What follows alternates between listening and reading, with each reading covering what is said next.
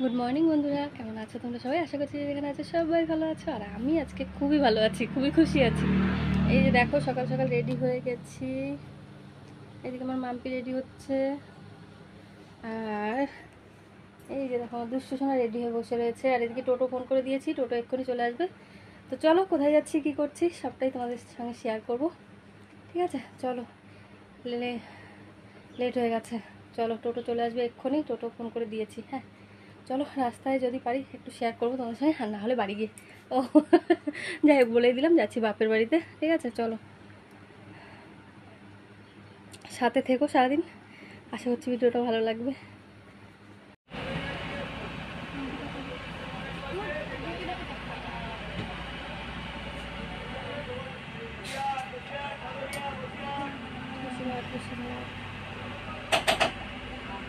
তো দেখো, বাড়ি থেকে বেরিয়ে চলে এসেছি, আর এখন কিন্তু আমরা বসে রয়েছি বাসে। আর এইটা হলো গিয়ে একদম বনগাঁ থেকে সোজা চলে যাবে বসিরহাট। তো আমরা কিন্তু নেমে যাবো মসলন্দপুর। তো এই এক বাসে গেলে না ভীষণ সুবিধা হয়, ট্রেনে নামার অনেক সময় ঝামেলা থাকে।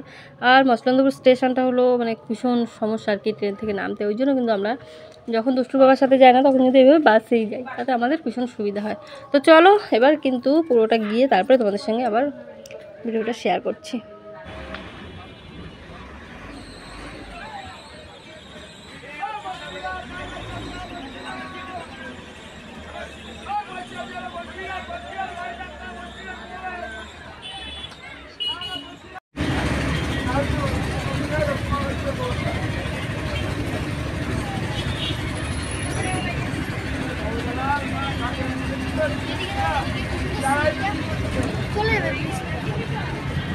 মোবাইল পাইনি না, মোবাইল পাইনি না, ভেতরে রয়েছে।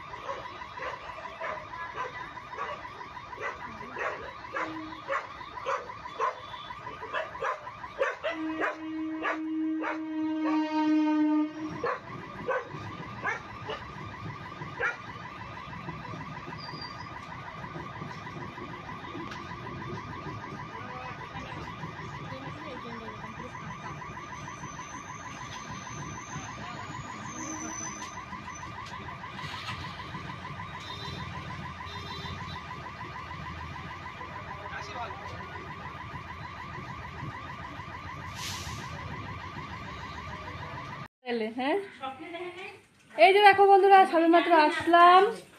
এই যে দেখো মনি, তোলা যাবে না। এই যে মাম্পি দুষ্টু গেল বাথরুমে হাত পা ধুতে, আর এদিকে মা পুজো দিচ্ছে। এই যে আমার ফোন করে নাই, ফোন করে বললো যে আজকে মাম্পির জন্ম। কি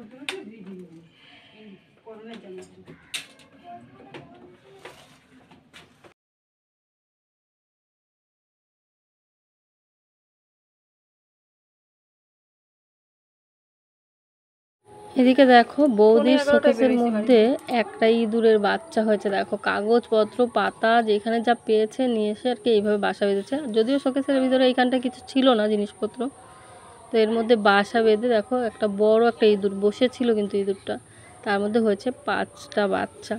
তো বৌদি আমাকে দেখানোর জন্য যেই শোকেসটা খুললো, আর এমনি মানে ইঁদুরটা বেরিয়ে কিন্তু দৌড়ে পালিয়ে গেল। কিন্তু বাচ্চাগুলো তো আর পালাতে পারবে না, ওই জন্য বাচ্চাগুলো কিন্তু এখানে বসে আওয়াজ করে আবার ডাকছিল, চিচি করে। এখনও যদিও ওদের চোখ ফোটেনি।